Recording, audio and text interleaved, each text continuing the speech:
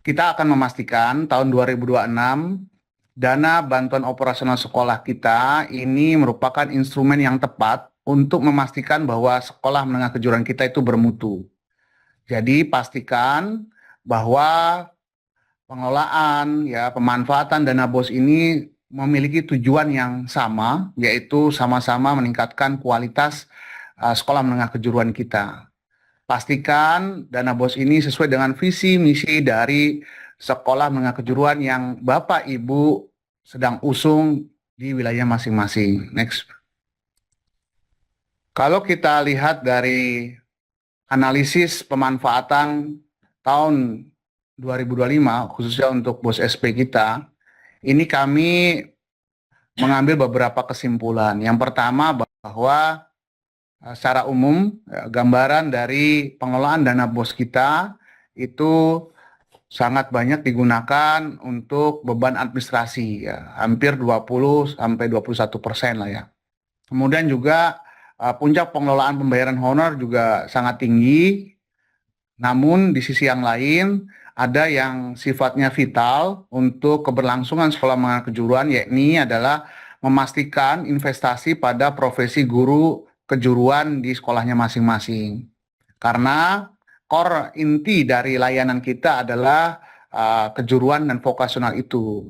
Nah, ini tentu kalau lihat dari data nasional, dari 110.000 guru vokasional kita, itu yang terupgrade upskilling dan reskilling sampai dengan tahun 2025 adalah baru 10%. Artinya sisanya ya 90% dari guru inti vokasional yaitu sekitar 90 ribuan itu belum pernah diupdate ilmunya sepanjang hidup dan sepanjang hayatnya. Tentu saja ini sangat berpengaruh pada kualitas sekolah menengah kejuruan kita. Coba bayangkan kalau misalnya sekolah menengah kejuruan kita diajarkan dengan guru dengan kualitas yang tidak pernah di-upgrade. Pasti yang diajarkan adalah apa yang guru itu ketahui pada ketika mereka sedang menjalani masa studinya di S1 atau D4 atau D3.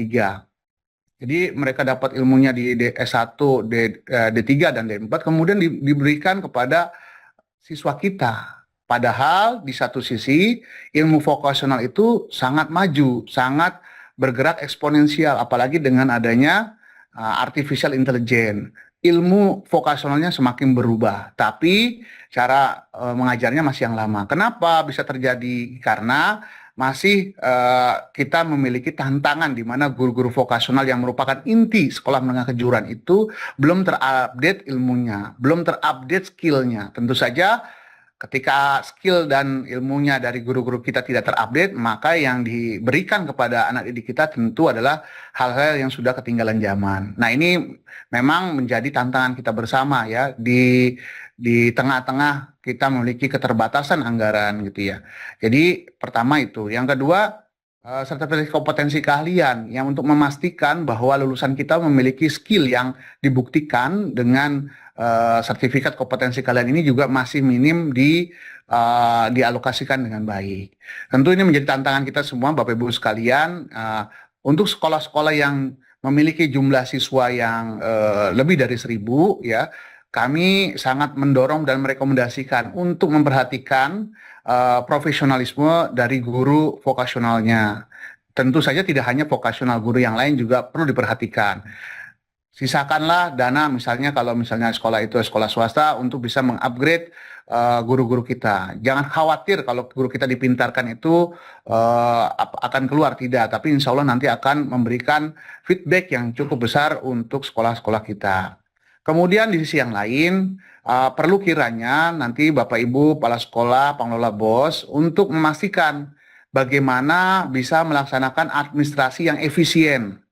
Ya, sehingga biaya administrasi kita yang tinggi ini memungkinkan untuk bisa kita tekan dan bisa kita shifting untuk visi misi dari sekolah yang ingin dicapai yang lainnya. Ya, jadi ini hanya bisa dilakukan kalau sekolah kita tuh efisien. Nah, kita kembali lagi pada teori Froser bahwa SMK itu adalah replika dari industri. Kalau replika dari industri, maka efisiensi kebersihan dan seterusnya itu bagian dari pengelolaan sekolah menengah kejuruan. Nah, ini yang perlu diperhatikan pada tahun 2026. Ya, next. Kemudian yang kedua yang saya berpesan, banyak sekolah-sekolah yang melapor ke direktorat, Pak Ari, tahun ini kok kami nggak dapat BOS. Nah, ini tolong, walaupun ini program sudah puluhan tahun ya, sudah lebih dari 20 tahun program BOS ini dilaksanakan, toh ternyata masih ada SMK kita itu yang terlambat bikin laporan, terlambat mengupdate dapodiknya, terlambat mengupdate data. Akhirnya berimbas pada tidak teranggarkannya ya dana BOS pada sekolah tersebut. Saya masih temui itu masih banyak sekolah-sekolah kita yang mengeluhkan seperti itu. Berarti kan kepala sekolah ini tidak melakukan quality control, tidak melakukan koordinasi yang baik pada tanggal-tanggal tertentu, misalnya tanggal 31 Juli itu harus ngapain, tanggal 31 Januari seperti apa. Nah, supaya tidak lupa, saya sarankan Bapak Ibu punya kalender Google kan, atau kalender yang di HP itu. Dibikin agenda tanggal 31 Juli itu update, deadline-nya tanggal, kalau bikin deadline jangan dekat-dekat tanggal 31, misalnya tanggal 25 Juli itu deadline pengunggahan laporan. Jangan pas tanggal 31 semua tergopoh-gopoh mengupload laporan. Akhirnya apa? Servernya crowded, kemudian tidak masuk, akhirnya kita tidak dapat, sekolah kita mendapatkan bantuan BOS pada tahun yang berjalan dan tahun yang akan datang. Ini penting Bapak Ibu, walaupun sudah 20 tahun program ini berjalan, ternyata masih ada ya sekolah-sekolah kita yang tidak patuh terhadap tanggal-tanggal ini. Nanti oleh para narasumber akan diperjelas apa sih akibatnya, konsekuensinya kalau tanggal-tanggal pelaporan ini diabaikan ya. Karena saat ini sudah banyak laporan, sekolahnya jumlah siswanya banyak, tapi tidak dapat BOS. Kenapa? Karena nggak update. Nah, dana BOS ini pun harus data dari Dapodik, ya, prosesnya saya jelaskan. Ini di cut off, kemudian diproses oleh Biro Perencanaan dan dikirim ke Kementerian Keuangan. Nanti Kementerian Keuangan akan menyiapkan uangnya sesuai dengan data. Kalau misalnya data tidak masuk, maka Kementerian Keuangan tidak akan mengalokasikan alokasi uang itu untuk sekolah Bapak Ibu sekalian. Ya, kita nggak bisa minta di tengah jalan, karena perencanaan kita adalah perencanaan T-1. Untuk 2026, datanya sudah kita usulkan 2025. Demikian juga 2027. Ya, untuk anggaran 2027, maka datanya itu diberikan kepada Kementerian Keuangan itu T-1, yaitu tahun 2026. Nah, mohon yang kedua ini, jangan sampai lagi ada kita dapati SMK kita itu ketinggalan gitu ya. Nah, pasti saling mengingatkan lah. Ya, Bapak Ibu saling mengingatkan, jangan sampai ada yang tertinggal. Next, yang terakhir Bapak Ibu sekalian, banyak laporan ke Direktorat SMK di mana kami harus menjadi saksi ahli dalam kasus-kasus penyelewengan dana BOS di sekolah menengah kejuruan.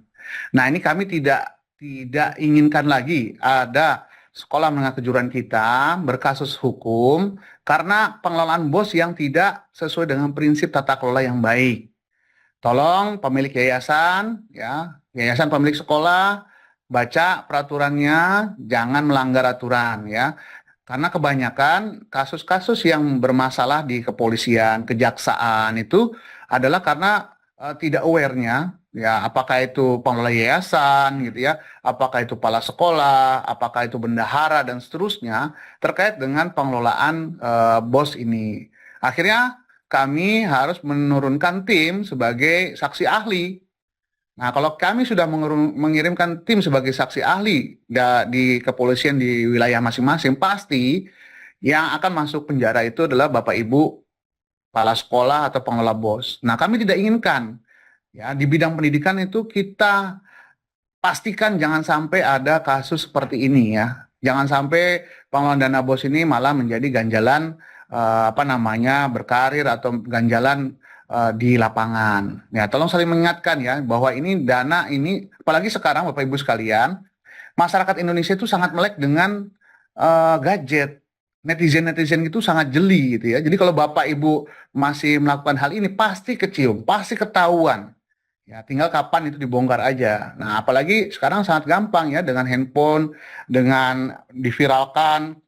Nah, itu pasti akan ketika viral pasti akan diciduk oleh aparat penegak hukum. Maka Bapak Ibu sekalian, kami inginkan 2026 jangan sampai ada lagi pengelolaan dana BOS SMK itu ya masuk ke meja persidangan ataupun masuk ke aparat penegak hukum. Nah, tiga hal itulah yang saya pesankan pada pelaksanaan Dana BOS tahun 2026. Semoga pelaksanaan Dana BOS tahun 2026 ini semakin baik, semakin lebih better karena usianya dalam pengelolaan dana BOS itu udah semakin tua itu. Udah hampir lebih dari 20 tahun mengelola dana BOS. Nah, di sini tugas dari Bapak Ibu Kepala Sekolah melakukan regenerasi, melakukan manajemen berbasis sekolah, memastikan semua itu ya saling mengingatkan, jangan sampai nanti ada hal-hal yang tidak kita inginkan. Dan yang terakhir adalah pastikan rapatkan barisan di lingkungan kolega Bapak Ibu sekalian ya. Karena biasanya kasus-kasus hukum itu berawal dari internal sekolah yang tidak puas dengan kepemimpinan Bapak Ibu sekalian, tidak puas dengan kebijakan yang diambil. Akhirnya apa? Mereka membuat surat kaleng keluar. Nah, itu menjadi batu celah untuk akhirnya Bapak Ibu pengelola sekolah ini dipanggil sana sini. Makanya tolong guyup di dalam ya, buatkan kolaborasi yang baik di internal, saling mengingatkan bahwa ini adalah institusi pendidikan yang marwah sekolah menengah kejuruan itu harus dijaga dengan sekuat tenaga ya. Jadi nama baik yang sudah dijaga berpuluh-puluh tahun jangan sampai rusak karena pengelolaan BOS tahun 2026. Demikian Bapak Ibu sekalian.